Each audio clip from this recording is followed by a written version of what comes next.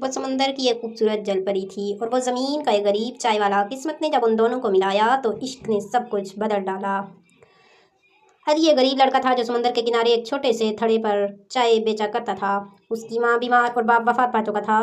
अली दिन भर चाय के कप बेचता और रात को अपनी माँ की दवाइयों के लिए दुआएं करता।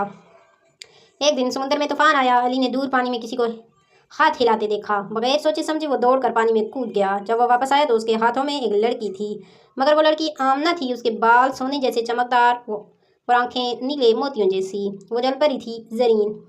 ज़रीन एक सज़ा के तौर पर 7 दिन के लिए इंसान बनी थी। उसे कहा गया था कि अगर वो 7 दिनों में किसी सच्चे इंसान का दिल देख ले तो वो आज़ादी पा सकती है। अगर ना देख पाई तो हमेशा के लिए पत्थरों में कैद हो जाएगी। अली ने उसे इंसान समझ कर बचाया, अपनी झोंपड़ी में ले आया, दवाई दी, खाना दिया और कभी उसके सवालों पर हंसा, कभी उसके खामोशी पर रो दिया। ज़रीन ने अली के हालात देखी, उसका अपनी माँ से प्यार, उसकी मेहनत, उसकी दुआ, उसका सब्र।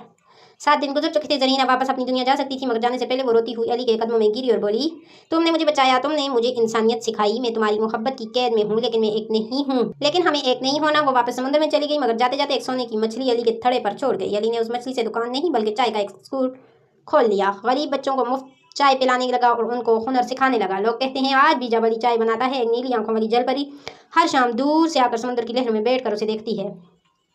एक जलपरी और मेहनती चाय वाला, मोहब्बत, कुर्बानी और इंसानियत की कहानी।